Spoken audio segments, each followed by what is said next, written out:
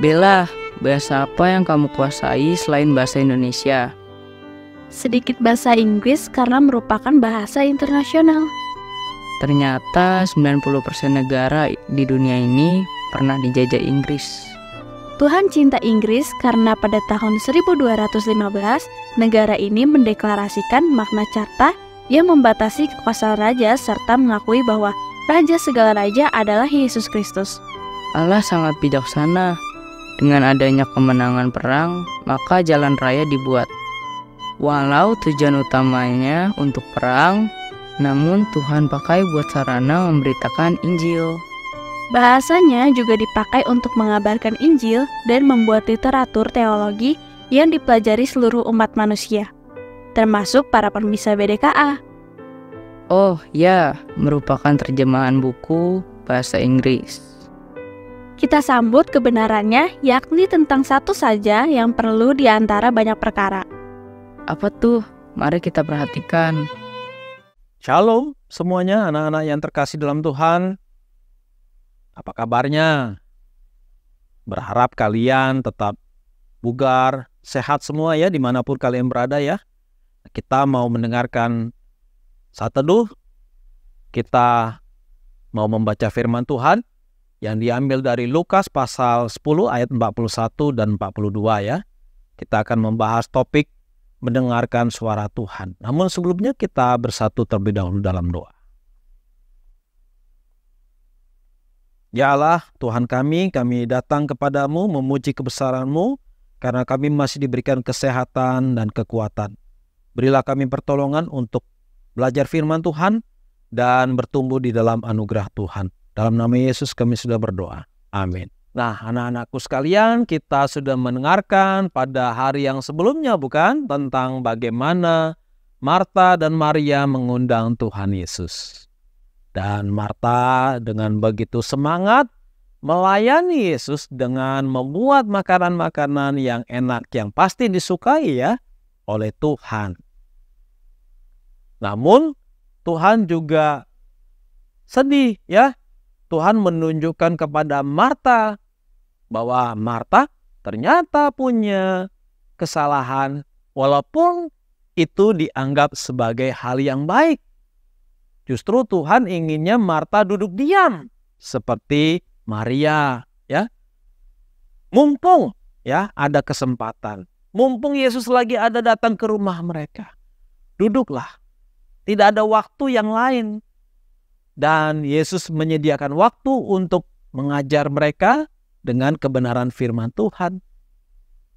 Nah, anak-anak, dari sini kita bisa belajar bahwa Marta sebenarnya sedang khawatir ya dan menyusahkan dirinya dengan banyak hal-hal perkara-perkara yang dia anggap baik dan benar itu ya. Walaupun dia melakukannya itu dalam satu perasaan kasihnya kepada Tuhan, sama-sama mengasihi anak-anak. Marta mengasihi Tuhan, Maria juga mengasihi Tuhan. Marta mengasihi Tuhan dengan cara menyibukkan diri. Maria mengasihi Tuhan dengan cara duduk diam di kaki Tuhan Yesus Kristus. Nah, Tuhan Yesus kemudian membela Maria di hadapan Marta ya. Tetapi anak-anak, Bapak mau katakan satu hal. Bukan berarti sebetulnya Maria itu lebih baik daripada Marta ya. Tetapi Maria sebetulnya dia sudah memilih yang terbaik. Memilih mana yang paling utama, mana yang paling penting untuk momen saat itu di mana Tuhan Yesus datang hadir di tengah-tengah keluarganya mereka. Ya. Nah, dari sini kita bisa belajar anak-anak bahwa kita juga harus selalu mencari satu hal yang paling penting di dalam hidup kita. Apa itu yang paling penting di dalam hidup kita? Apa yang paling penting di dalam hidupmu? Ayo, katakan. Meraih cita-cita. Ya, raihlah cita-cita. Apalagi? Ya, aku ingin menjadi orang yang terkenal, sukses. Puji Tuhan, ya. Apalagi? Ya, aku ingin menjadi orang yang kaya. Apalagi? Semuanya itu baik, ya. Tetapi hal yang paling penting untuk menuju ke sana anak-anak, ada satu hal, yaitu jangan lupa selalu berkomunikasi dengan Tuhan, berdoa selalu, berhubungan yang intim dengan Allah, ya. Karena Tuhan ingin kita mendengarkan suaranya. Tuhan ingin kita menyediakan waktu terhadap Dia, ya. Dengar-dengaran dengan Dia. Seperti Maria. Maria dengar-dengaran dengan Yesus. Apa yang menjadi cerita Yesus disimak dengan betul-betul oleh Maria dan dipelajari untuk dilakukan. Karena firman itu mengubah hidup Maria. Ya, firman itu membuat Maria mengalami kepenuhan bersama dengan Kristus Yesus. Demikian juga dengan kita, ya. Waktu kita mendengarkan suara Tuhan, firman Tuhan, Roh Kudus, Roh Allah bekerja dan menggerakkan hati kita untuk bertumbuh di dalam firman Tuhan itu.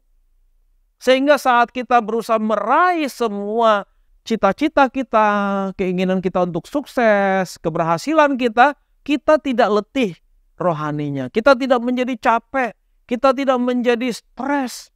Karena banyak hal yang mengganggu kita ketika kita mau mencapai impian kita, ya. Karena itu anak-anak, bersekutu dengan Allah melalui firman-Nya itu adalah sesuatu yang wajib, yang harus kita lakukan. Sesibuk apapun kita, dari pagi hingga malam, sediakanlah waktu untuk berkomunikasi dengan siapa? Dengan Allah. Allah ingin mendengar suaramu yang memanjatkan doa padanya, ya. Dengan kita menyanyi, lalu kita berdoa, maka Allah senang, ya. Allah menginginkan kita juga mengetahui kehendak-Nya. Kehendak Allah itu ada di dalam firman-Nya. Contoh di dalam Amsal 13 ayat 20 dikatakan, siapa bergaul dengan orang bijak menjadi bijak. Tetapi siapa berteman dengan orang bebal menjadi malang. Ini adalah salah satu kehendak Allah bagi kita, yakni apa? Yakni bergaul dengan orang-orang yang bijak. Bukan bergaul dengan orang-orang yang jahat, orang-orang yang nakal. Kehendak Allah bagi kita jelas, ya anak-anak. Pilihlah teman yang bijak, bukan yang buruk. Jika kita pilih yang buruk, maka yang rugi adalah kita sendiri. Kita akan terpengaruh, ya, kalau dia biasa berkata-kata yang kasar, ya, yang jorok-jorok, maka kita pun akan terpengaruh dengan berkata-kata yang kasar kepada orang yang jorok, ya. Bahkan tidak jarang kita bisa memukul sesama kita, berkelahi dengan sesama kita, karena kita mendapatkan teman. Karena teman kita itu kadangkala memaksa kita untuk juga mengikuti sikap-sikapnya mereka. Kalau mereka berkelahi dengan orang lain, maka mereka ingin kita juga berkelahi dengan orang lain. Kalau tidak, mereka akan menyebut kita sebagai orang yang pengecut, orang yang dikatakan seperti ayam, ya, yang tidak berani. Nah, itulah yang dilakukan orang-orang lain. Dan peringatan itu ada di mana? Peringatan itu ada di dalam Alkitab, firman Tuhan. Nah, jadi di sini kita bisa belajar anak-anak bahwa bersekutu dengan Allah harus kita lakukan. Pertama-tama, memanjatkan doa. Kita berbicara dengan Allah. Yang kedua adalah Allah berbicara kepada kita. Lewat apa?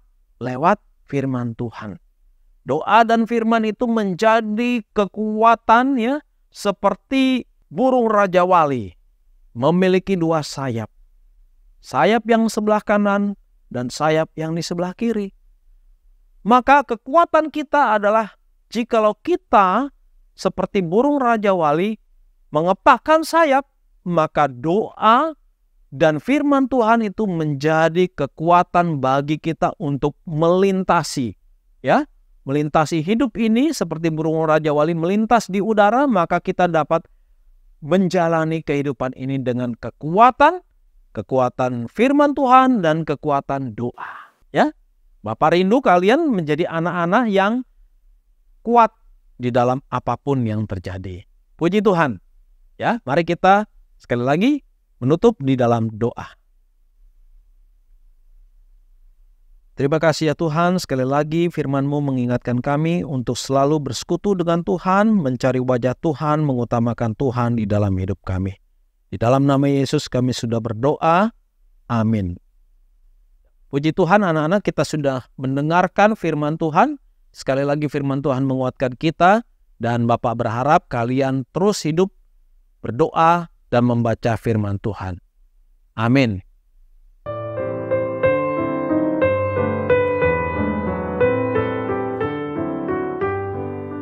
Aku kok agak bingung, kenapa orang melayani Yesus dengan menyediakan makanan kok malah dilarang?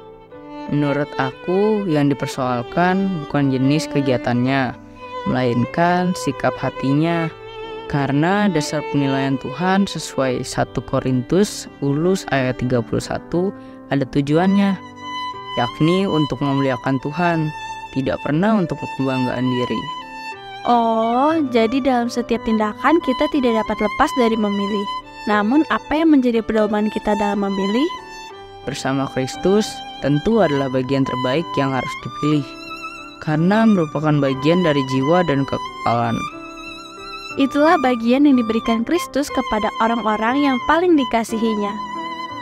Aku mau seperti Maria, memilih hal yang pantas, yakni berserah diri dalam bimbingan Kristus, dan menerima hukum dari mulutnya. Hidup bagi Tuhan memang sangat indah. Itulah hidup dalam kekudusan yang menyenangkan Tuhan. Hal ini membuat kita mendapat pujian pada hari yang paling agung itu. Yuk lanjut baca Lukas 11 ayat 11, Maranatha.